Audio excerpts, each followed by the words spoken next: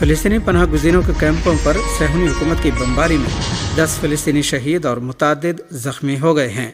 خان یونس کے ایک جنوب مغربی علاقے پر صہیونی حکومت کے جنگی طیاروں کے حملے میں 2 فلسطینی شہید اور 5 افراد زخمی بھی ہوئے ہیں، جبکہ شمالی خان یونس میں فلسطینی پناہ گزینوں کے خیموں پر اسرائیلی فوج کی بمباری میں 2 فلسطینی شہید اور 3 زخمی ہوئے ہیں۔ 4 فلسطینی شہری مغربی خان یونس کے عابدین روڈ پر ایک کیمپ میں صہیونی بمباری میں شہید ہوئے ہیں۔ شمالی شہر رفح کے ایک صنعتی علاقے میں فلسطینی پناہ گزینوں کے خیموں پر ہونے والے حملے میں بھی 2 فلسطینی شہید ہوئے ہیں۔ اسرائیل کے جنگی طیاروں نے مغربی شہر خان یونس میں بھی فلسطینیوں کے کیمپوں پر بمباری کی ہے۔ اقوام متحدہ میں فلسطینی اتھارٹی کے سفیر ریاض منصور نے کہا ہے کہ صہیونی وزیر اعظم نیتن یاہو نے اپنے داخلی سیاسی معاملات کی بنا پر غزہ جنگ بندی معاہدے کو یہ کہتے ہوئے ختم کر دیا کہ زندگی موت پر جیت رہی ہے، یہاں تک کہ اسرائیل جنگ بندی معاہدے سے دستبردار ہو گیا۔ اقوام متحدہ میں فلسطینی اتھارٹی کے سفیر ریاض منصور نے فلسطین کی صورتحال کے بارے میں منعقدہ سلامتی کونسل کے اجلاس میں کہا کہ جنگ بندی کی خلاف ورزی کا بہانہ تراشنے کے لیے کوئی یک طرفہ، خود غرضانہ اور غیر ذمہ دارانہ فیصلہ نہیں ہونا چاہیے۔ فلسطینی عہدیدار نے مزید کہا کہ ٹرمپ انتظامیہ نے قیدیوں کی رہائی کو ترجیح دی ہے، جبکہ ظاہر ہے کہ اسرائیلی وزیر اعظم نیتن یاہو کو اپنی سیاسی بقا کی فکر قیدیوں کی بقا کی فکر سے کہیں زیادہ ہے۔ ریاض منصور نے مزید کہا کہ اسرائیل غزہ کے لوگوں کو زبردستی بے دخل کرنے کی کوششیں جاری رکھے ہوئے ہے۔ فلسطینی سفیر نے کہا کہ اسرائیل کو غزہ میں آبادیاتی یا جغرافیائی تبدیلی سے بھی روکا گیا ہے، لیکن یہ اسرائیل کی جنگ کے بنیادی مقاصد ہیں۔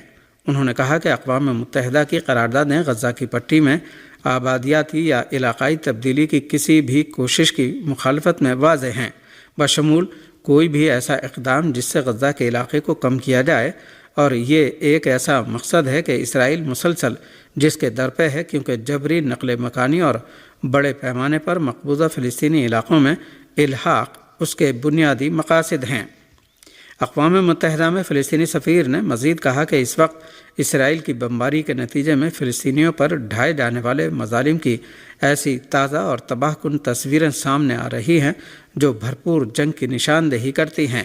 انہوں نے واضح کیا کہ اس طرح کی تصویریں سامنے آ رہی ہیں جن میں گاڑیوں پر سوار چھوٹے چھوٹے بچے زخمی اور بے گھر چھوٹے بہن بھائی ایک دوسرے کو تسلی دینے کی کوشش کر رہے ہیں جن کے خاندان مکمل طور پر تباہ ہو چکے ہیں۔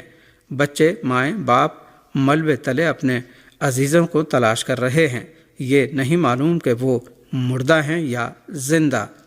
دوسری جانب اقوام متحدہ میں امریکی مندوب نے اسرائیل کے لیے واشنگٹن کی حمایت کا ذکر کرتے ہوئے غزہ کی پٹی پر تل ابیب کے حملوں کے نئے دور کا جواز پیش کیا اور کہا کہ گیند حماس کے کورٹ میں ہے اور اس نے حماس کو جنگ کے دوبارہ شروع ہونے کا ذمہ دار ٹھہرایا۔ اقوام متحدہ میں امریکی مندوب ڈوروتھی شی نے اقوام متحدہ کی سلامتی کونسل سے خطاب میں دعویٰ کیا کہ اسرائیل کے حملوں کی ذمہ داری صرف اور صرف حماس پر ہے اور امریکہ اگلے اقدامات میں بھی اسرائیل کا ساتھ دے گا۔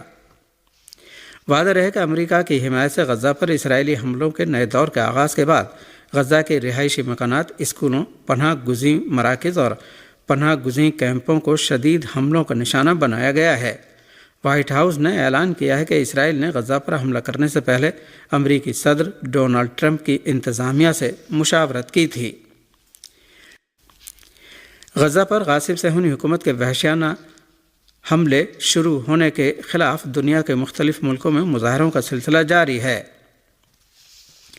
لبنان میں فلسطینی کیمپوں میں رہنے والوں نے غزہ کی پٹی میں بچوں، عورتوں اور مردوں کے خلاف صہیونی حکومت کے جرائم کی مذمت، فلسطین کے مظلوم عوام اور فلسطینی مزاحمت کی حمایت اور عرب اور بین الاقوامی خاموشی کی مذمت میں مظاہرے کیے۔ مظاہرے کے دوران لبنانی اور فلسطینی رہنماؤں نے اپنی تقریروں میں امریکی ٹرمپ انتظامیہ کی حمایت میں صہیونی حکومت کے جرائم اور فلسطینی عوام کے قتل عام کے حوالے سے اقوام متحدہ اور عرب ممالک کی بے حسی کی مذمت کی۔ دوسری جانب سینکڑوں امریکیوں نے بھی وائٹ ہاؤس کے سامنے جمع ہو کر غزہ پٹی پر اسرائیلی حکومت کے دوبارہ حملے شروع کیے جانے کی مذمت کی اور صہیونی حکومت کو اپنے ملک کی فوجی امداد بند کرنے کا مطالبہ کیا۔ مظاہرین نے فلسطینی عوام کی حمایت میں نعرے لگائے اور اسرائیل کو امریکی فوجی امداد بند کرنے کا مطالبہ کیا۔ امریکی مظاہرین، جن میں سے بہت سے سر پر فلسطینی اسکارف پہنے ہوئے اور فلسطینی پرچم اٹھائے ہوئے تھے، نعرے لگا رہے تھے کہ امریکہ اسرائیلی حکومت پر ہتھیاروں کی پابندی عائد کرے۔ مظاہرین نے غاصب صہیونی حکومت کے قبضے کے خاتمے پر بھی زور دیا۔ ادھر جاپان کے دارالحکومت ٹوکیو میں بھی عوام فلسطینی پرچم اٹھائے ہوئے اسرائیلی سفارت خانے کے سامنے جمع ہوئے اور غزہ کی پٹی میں نہتے فلسطینیوں کے خلاف اسرائیلی حکومت کے وحشیانہ حملے دوبارہ شروع کرنے کے خلاف احتجاج کیا اور ان حملوں کے خاتمے اور خطے میں جنگ بندی کے دوبارہ قیام کا مطالبہ کرتے ہوئے نعرے لگائے۔ مظاہرین، جن میں جاپانی شہریوں کے ساتھ ساتھ ٹوکیو میں مقیم غیر ملکی بھی شامل تھے، غزہ کی پٹی میں تشدد کے خاتمے اور غزہ میں انسانی بحران سے نمٹنے کے لیے ممالک اور بین الاقوامی تنظیموں کی مداخلت کا مطالبہ کیا۔ فلسطینیوں کے لیے اقوام متحدہ کی ورکنگ اینڈ ریلیف ایجنسی انروا کے سربراہ نے غزہ پٹی میں صہیونی حکومت کے حملے دوبارہ شروع ہونے کی جانب اشارہ کرتے ہوئے غزہ پٹی میں دوبارہ جنگ بندی کا مطالبہ کیا ہے۔ انروا کے سربراہ فلپ لازارینی نے سوشل میڈیا پر لکھا کہ ہم نے ایک بار پھر غزہ میں اسرائیل کی شدید بمباری کے نتیجے میں بچوں سمیت عام شہریوں کے قتل کے وحشت ناک مناظر دیکھے ہیں۔ انہوں نے اس بات کا ذکر کرتے ہوئے کہ جنگ شروع کر کے جہنم کا دروازہ کھولنے سے صرف مایوسی پیدا ہوگی، کہا کہ غزہ میں دوبارہ جنگ بندی ایک ضروری امر ہے۔ اس سے پہلے اقوام متحدہ کے سربراہ انٹونیو گوتریش نے اس بات پر تاکید کرتے ہوئے کہ عالمی برادری غزہ میں اپنے اہداف سے پیچھے نہیں ہٹے گی، کہا کہ غزہ کے فلسطینی ناقابل برداشت تکلیف میں ہیں کیونکہ اسرائیل کے حملے جاری ہیں۔ گوتریش نے جنیوا میں صحافیوں سے گفتگو کرتے ہوئے کہا کہ اقوام متحدہ کا کردار یہ ہے کہ عالمی برادری کو 3 ضروری اہداف کے حصول کے بارے میں بتائے۔ اقوام متحدہ کے سربراہ نے غزہ میں اس بین الاقوامی ادارے کے 3 اہداف کی وضاحت کرتے ہوئے کہا کہ پہلا ہدف جنگ بندی کی مکمل پابندی کرنا ہے، دوسرا مقصد غزہ تک بلا رکاوٹ انسان دوستانہ امداد پہنچانا اور تیسرا مقصد قیدیوں کی غیر مشروط رہائی ہے اور ہم ان اہداف سے پیچھے نہیں ہٹیں گے۔ یمن کی مسلح افواج نے گزشتہ 72 گھنٹوں میں امریکی طیارہ بردار بحری جہاز پر چوتھی بار حملہ کیا ہے۔ المسیرہ ٹی وی کی رپورٹ کے مطابق یمنی فوج کے ترجمان میجر جنرل یحییٰ سری نے اعلان کیا ہے کہ امریکی طیارہ بردار بحری جہاز ہیری ایس ٹرومین کو چوتھی بار نشانہ بنایا گیا ہے۔ انہوں نے کہا کہ گزشتہ 3 دن میں یہ چوتھی بار ہے کہ امریکی طیارہ بردار بحری جہاز اور دیگر جنگی جہازوں کو انصار اللہ کے حملوں کا سامنا کرنا پڑا ہے۔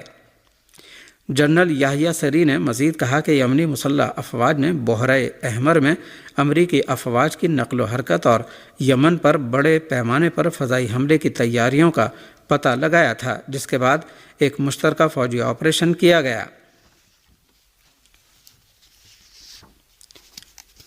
پاکستان اور افغانستان 26 دن سے بند خیبر تورخم سرحد کھولنے پر متفق ہو گئے ہیں۔ پاکستان اور افغانستان کی سرحد پر دونوں ملکوں کی فلیگ میٹنگ ختم ہو گئی اور دونوں فریقوں نے خیبر تورخم سرحد کھولنے پر اتفاق کر لیا۔ بتایا گیا ہے کہ پاکستان اور افغانستان کے درمیان یہ سرحد آج ہی کھولنے کا فیصلہ کیا گیا ہے اور پہلے مرحلے میں مریضوں اور مال بردار گاڑیوں کو اس سرحد سے گزرنے کی اجازت دی گئی ہے۔ واضح ہے کہ پاکستان نے افغانستان کی جانب سے تورخم سرحد پر انفراسٹرکچر کی تعمیرات کے بعد 26 دن پہلے یہ سرحد بند کر دی تھی۔ اس دوران سرحد پر فائرنگ کی بھی خبریں موصول ہوئی تھیں۔ عالمی بینک نے پاکستان کے لیے 10 کروڑ 20 لاکھ ڈالر کے قرض کی منظوری دے دی ہے۔ اسلام آباد سے موصول رپورٹ کے مطابق عالمی بینک نے یہ قرض پاکستان میں موسمیاتی تبدیلیوں سے متاثر ہونے والے غریب کاشتکاروں کے لیے منظور کیا ہے۔ پاکستانی حکام کے حوالے سے بتایا گیا ہے کہ عالمی بینک کی طرف سے ملنے والی قرض کی اس رقم سے موسمیاتی تبدیلیوں سے متاثر کاشتکاروں کو چھوٹے قرضے دیے جائیں گے۔ اس رپورٹ کے مطابق پاکستان کے لیے عالمی بینک کا یہ قرض 10 سالہ کنٹری پارٹنرشپ پروگرام کا حصہ ہے۔